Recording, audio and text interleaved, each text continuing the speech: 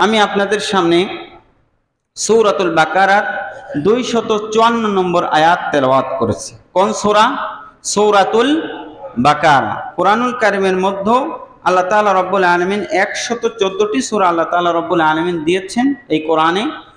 তার মধ্যে সবথেকে বড় সূরা হলো সূরাতুল বাকারা। সেখান থেকে আমি 254 নম্বর আয়াত আমি আপনাদের সামনে তেলাওয়াত করেছি।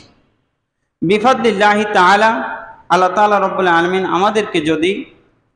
আমাকে যদি কিছু জ্ঞান দান করেন, এই আয়াত থেকে আমরা কথা শুনবো ইনশাআল্লাহ। আল্লাহ তাআলা রব্বুল আলামিনের কাছে আরো একবার শুকরিয়া আদায় করছি যে মহান আল্লাহ তাআলা আমাদেরকে বিভিন্ন জায়গা থেকে আল্লাহ তাআলা রব্বুল আলামিন আমাদেরকে হেফাজত করেছেন। আপনারা জানেন যে বাংলাদেশের অন্যতম একটি জেলা ফেনী জেলা এখন কিন্তু পানির নিচে। এখান থেকে আপনার 400 কিলোমিটার হবে, পুরো শহরটা পানির নিচে, একতলা বাড়ি পানির নিচে। আমরা যেমন এখানে মসজিদে বসে আল্লাহর শুকরিয়া আদায় করতে পারতেছি, ওইখানে মানুষজন মসজিদে এলান দিচ্ছে আমাকে তোমরা মাফ করে দাও আমার যদি কোনো ভুল হয়ে থাকে। বাচ্চাগুলোর ড্রামের পরে করে নিয়ে এরপরে তারা ঘুরে বেড়াচ্ছে। যে লাশগুলি মারা গিয়েছে তাদেরকে কোথাও কোনো মাটি নাই যে তারা লাশ দাফন করবে, নৌকা করে নিয়ে ভেলাই করে নিয়ে তারা এই যে ঘুরে বেড়াচ্ছে। এই যে আল্লাহ তাআলা রব্বুল আলামিন আমাদের থেকে 400 কিলোমিটার দূরে আল্লাহ তাআলা কিন্তু একটা জেলাকে, কুমিল্লা, ফেনী, ছাগলনাইয়া, এরপর এই সমস্ত জায়গাগুলি এখন কিন্তু পানির নিচে। তো আল্লাহ তাআলা যে পানি দিয়ে ফেনীকে ডুবাই দিছেন, যে ডুবে গেছে তারা, এটা কিন্তু আল্লাহ তাআলা রব্বুল আলামিনের প্রাকৃতিক বিপর্যয় নয়। প্রাকৃতিক বিপর্যয় হলো এটা ন্যাচারাল কর্তৃক হয়। আর কোনো ব্যক্তি যদি রাতের বেলা গেট ছেড়ে দেয়, আমাদের প্রতিবেশী আছে না ভারত, এই যে কসাই মুদি রাতের বেলায় এই যে গজলডোবা বাঁধ ছেড়ে দিয়ে পুরো একটা শহরকে এই যে তলিয়ে দিল, আমরা এর তীব্র নিন্দা জানাই। যে সমস্ত মানুষেরা রাতের বেলা শুয়ে রয়েছে, ভারতের সাথে আমাদের সাথে পানি চুক্তি আছে, শুধু তিস্তা চুক্তি আমরা শুনেছি, অনেকগুলি বাঁধ আছে। এই পানি তারা আটকিয়ে রাখে, যখন তাদের দরকার হয় না ছেড়ে দেয় আর আমরা তলিয়ে যাই। আবার যখন শুকনো মৌসুমে, যখন উত্তরাঞ্চলে আমাদের যখন পানি লাগে, তখন তারা গেট দিয়ে তারা পানি আটকিয়ে দেয়, আমাদেরকে পানি দেয় না।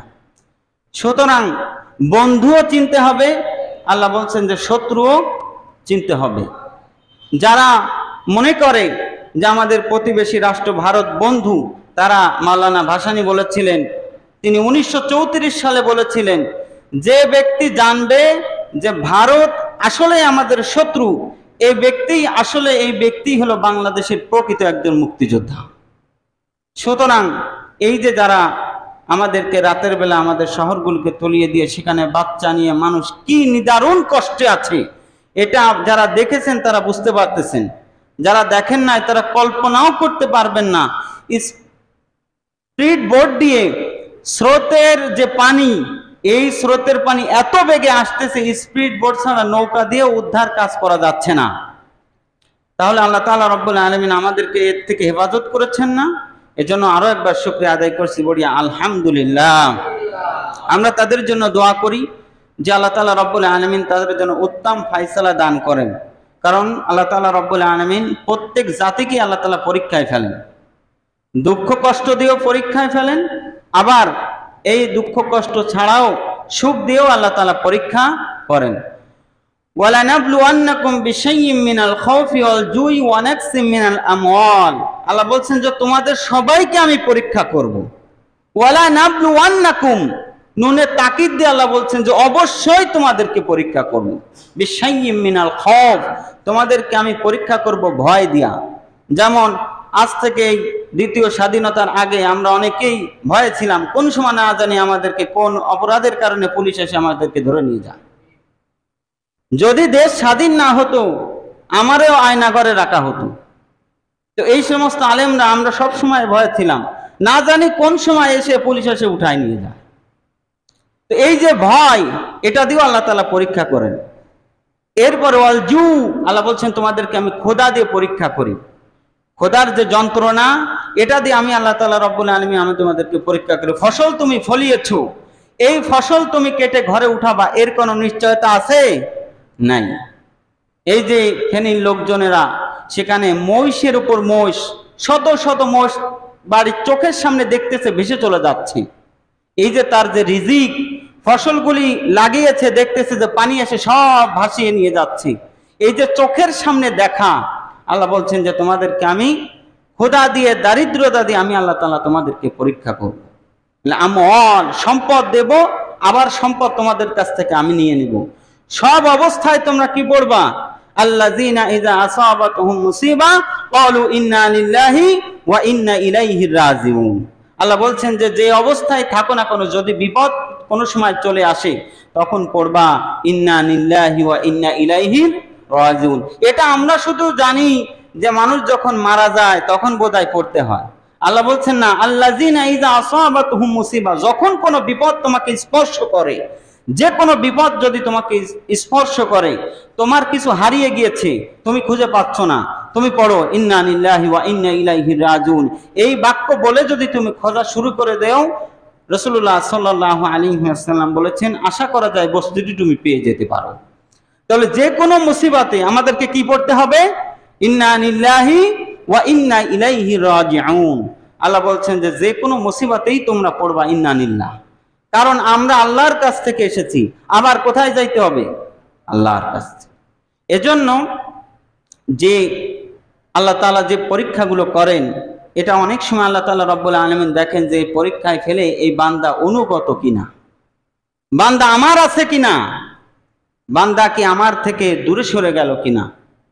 যখন মানুষের কাছে বিপদ স্পর্শ করে এই ব্যক্তির তখন ঈমান তাজা হয়, ঠিক কিনা বলেন?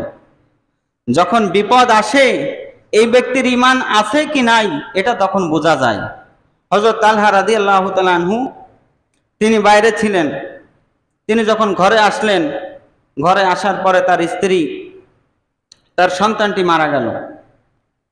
স্ত্রী তার সন্তানকে ঘরের ভিতর রেখে তার উপরে কাপড় দিয়ে হযরত তালহা রাদিয়াল্লাহু তাআলা আনহুর কাছে গেলেন এবং তার সাথে কথাবার্তা, শালীনতা, তাকে খাদ্য দেওয়া এরপরে দিয়ে, এরপরে পরিশেষে তাকে খুশি করে বললেন যে আল্লাহ তাআলা রব্বুল আলামিন যদি কোনো জিনিস দেয় এবং আল্লাহ তাআলাই নিয়ে যায়, তাহলে এই বিষয়ে কি কারোর কোনো আক্ষেপ আছে? হযরত তালহা বললেন যে না, আল্লাহ তাআলাই সব কিছু দেন এবং তিনি তার প্রিয় বস্তু যদি নিয়ে যান এতে কারোর আক্ষেপ থাকার কথা না।